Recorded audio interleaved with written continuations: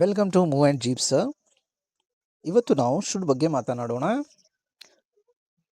Should ಎಲ್ಲಿ ಬಳಸ್ತಾರೆ, ಯಾಕೆ ಬಳಸ್ತಾರೆ, ಇದರ ಬಗ್ಗೆ ಡೀಟೇಲ್ ಆಗಿ ನಾವು ಈ ವಿಡಿಯೋನಲ್ಲಿ ತಿಳಿದುಕೊಳ್ಳೋಣ. ಟು ಎಕ್ಸ್ಪ್ರೆಸ್ ವಿಸಿಬಿಲಿಟಿ, ಔಚಿತ್ಯ ಉಪದೇಶವನ್ನು ನೀಡಲು ಶುಡ್ಡನ್ನು ಬಳಸ್ತಾರೆ.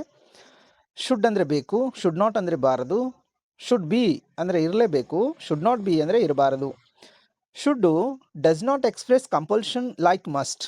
ಇಲ್ಲಿ ತುಂಬ ಇಂಪಾರ್ಟೆಂಟ್ ಆದ ವಿಷಯ, ಶುಡ್ಡು ಮಸ್ಟ್ ಹಾಗೆ ಕಡ್ಡಾಯವನ್ನು ಹೇರುವುದಿಲ್ಲ. ಶುಡ್ಡು ಇದು ಮಸ್ಟ್ನ ಹಾಗೆ, ಯಾಕಂದರೆ ಮಸ್ಟ್ ಯೂಸ್ ಮಾಡಿದರೆ ಯು ಮಸ್ಟ್ ಡೂ ಇಟ್ ಅಂದರೆ ನೀವು ಮಾಡಲೇಬೇಕು. ಇದು ಯು ಶುಡ್ ಡೂ ಇಟ್ ಅಂದರೆ ನೀವು ಮಾಡಬೇಕು, ಆದರೆ ಅಷ್ಟಿಲ್ಲ, ಕಡ್ಡಾಯವಾಗಿ ಅಂಥ ಕಂಪಲ್ಷನನ್ನು ಹೇರುವುದಿಲ್ಲ should. We should be optimistic, ನಾವು ಆಶಾವಾದಿಗಳಾಗಿರಬೇಕು. We should not be pessimistic, ನಾವು ನಿರಾಶಾವಾದಿಗಳಾಗಿರಬಾರ್ದು. ಈ ಎಕ್ಸಾಂಪಲನ್ನು ನಾವು ತಿಳ್ಕೊಬೋದು. ಸ್ಟೂಡೆಂಟ್ ಶುಡ್ ಬಿ ಇನ್ಕ್ವೆಸಿಟಿವ್, ವಿದ್ಯಾರ್ಥಿಗಳು ಕುತೂಹಲವುಳ್ಳವರಾಗಿರಬೇಕು.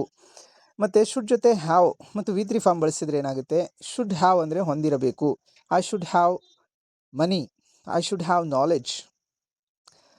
ಶುಡ್ ನಾಟ್ ಹ್ಯಾವ್ ಹೊಂದಿರಬಾರದು, I should not have enemy. We should have self respect, ನಾವು ಆತ್ಮಸ್ಥೈರ್ಯವನ್ನು ಹೊಂದಿರಬೇಕು. We should not have fear about truth, ನಾವು ಸತ್ಯದ ಬಗ್ಗೆ ಅಂಜಿಕೆ ಹೊಂದಿರಬಾರದು. To express unfulfilled wish in past, should ಮತ್ತೆಲ್ಲಿ ಬಳಸ್ತಾರೆ ಅಂತಂದರೆ ಭೂತಕಾಲದಲ್ಲಿ ಈಡೇರದ ಬಯಕೆಯನ್ನು ವ್ಯಕ್ತಪಡಿಸಲು ಸಹ ನಾವು ಶುಡ್ಡು ಉಪಯೋಗಿಸಬಹುದು. I should not have married so early, ನಾನು ಬೇಗನೆ ಮದುವೆಯಾಗಬಾರದಿತ್ತು.